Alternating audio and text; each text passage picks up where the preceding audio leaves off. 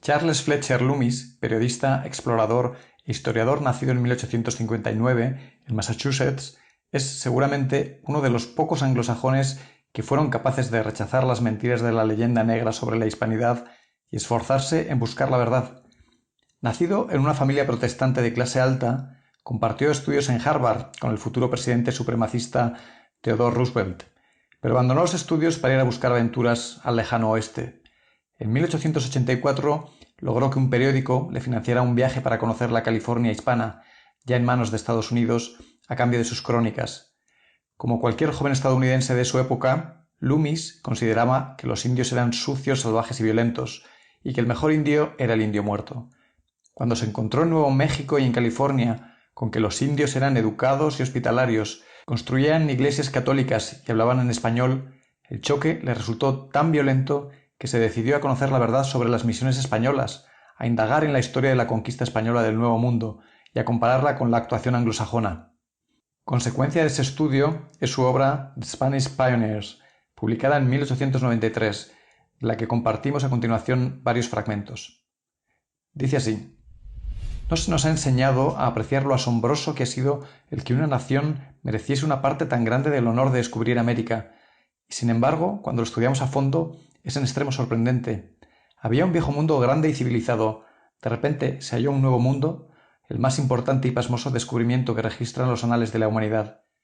Era lógico suponer que la magnitud de ese acontecimiento conmovería por igual la inteligencia de todas las naciones civilizadas, y que todas ellas se lanzarían con el mismo empeño a sacar provecho de lo mucho que entrañaba ese descubrimiento en beneficio del género humano. Pero en realidad no fue así. Hablando en general, el espíritu de empresa de toda Europa se concentró en una nación, que no era por cierto la más rica o la más fuerte.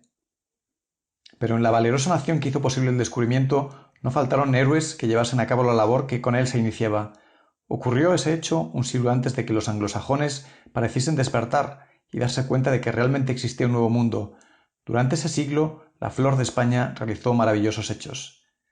Es preciso hacer un inciso y cortar el relato de Loomis, y recordar, como ya hemos hecho en otros vídeos de este canal, que tan tarde como en 1584, cuando hacía 80 años que los españoles habían fundado el primer hospital en América, el Hospital de San Nicolás de Bari, inaugurado en 1503 en la Española,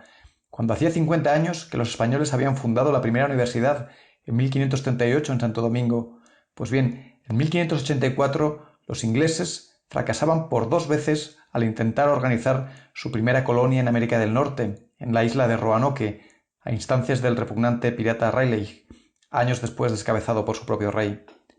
Es preciso recordar también que el supuestamente legendario, heroico, valeroso viaje del Mayflower, el primer velero en el que los puritanos ingleses viajaban al Nuevo Mundo, exaltado por Hollywood y mito de la conciencia colectiva anglosajona, sucedió en 1620, 130 años después del descubrimiento,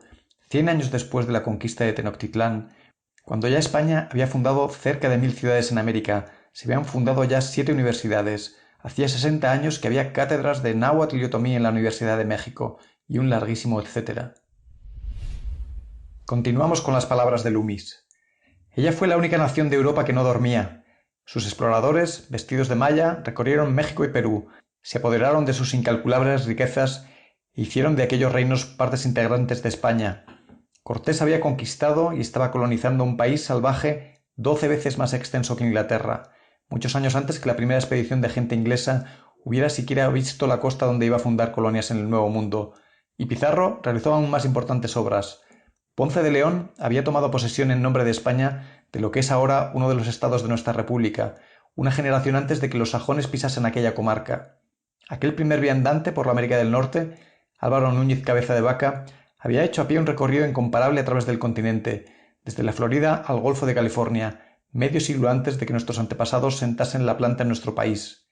Jamestown, la primera población inglesa en la América del Norte, no se fundó hasta 1607, y ya por entonces estaban los españoles permanentemente establecidos en la Florida y Nuevo México, y eran dueños absolutos de un vasto territorio más al sur. Habían ya descubierto, conquistado y casi colonizado la parte interior de América, desde el nordeste de Kansas hasta Buenos Aires, y desde el Atlántico al Pacífico. La mitad de los Estados Unidos, todo México, Yucatán, la América Central, Venezuela, Ecuador, Bolivia, Paraguay, Perú, Chile, Nueva Granada y además un extenso territorio pertenecía a España cuando Inglaterra adquirió unas cuantas hectáreas de la costa de América más próxima. No hay palabras con que expresar la enorme preponderancia de España sobre todas las demás naciones en la exploración del Nuevo Mundo.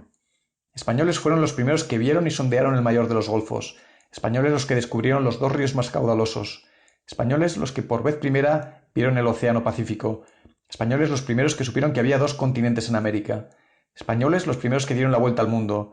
Eran españoles los que se abrieron camino hasta las interiores lejanas recónditeces de nuestro propio país y de las tierras que más al sur se hallaban, y los que fundaron sus ciudades miles de millas tierra adentro, mucho antes que el primer anglosajón desembarcase en nuestro suelo. Aquel temprano anhelo español de explorar era verdaderamente sobrehumano.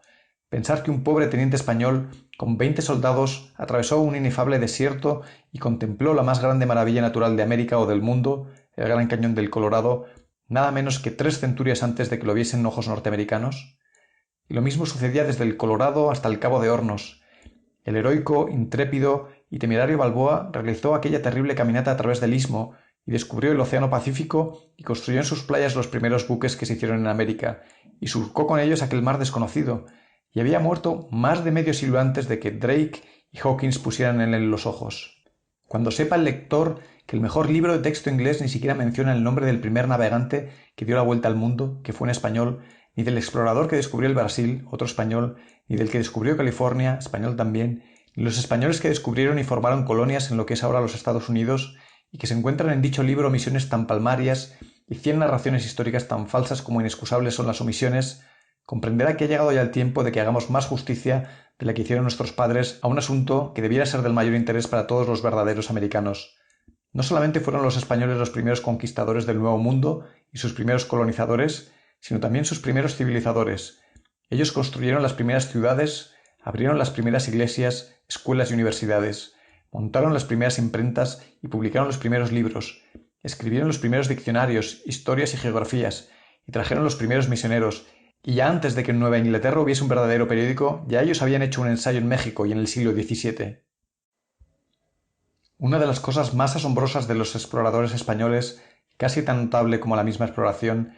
es el espíritu humanitario y progresivo que desde el principio hasta el fin caracterizó sus instituciones. Algunas historias que han perdurado pintan a esa heroica nación como cruel para los indios, pero la verdad es que la conducta de España en este particular debiera avergonzarnos. La legislación española referente a los indios de todas partes era incomparablemente más extensa, más comprensiva, más sistemática y más humanitaria que la de Gran Bretaña, la de las colonias y la de los Estados Unidos todas juntas. Aquellos primeros maestros enseñaron la lengua española y la religión cristiana a 1000 indígenas por cada uno de los que nosotros aleccionamos en idioma y religión. Ha habido en América escuelas españolas para indios desde el año 1524. Allá por 1575, casi un siglo antes de que hubiese una imprenta en la América inglesa, se habían impreso en la Ciudad de México muchos libros en 12 diferentes dialectos indios, siendo así que en nuestra historia solo podemos presentar la Biblia india de John Eliot, y 3 universidades españolas tenían casi un siglo de existencia cuando se fundó la de Harvard. Sorprende por el número la proporción de hombres educados en colegios que había entre los exploradores. La inteligencia y el heroísmo corrían parejos en los comienzos de colonización del Nuevo Mundo.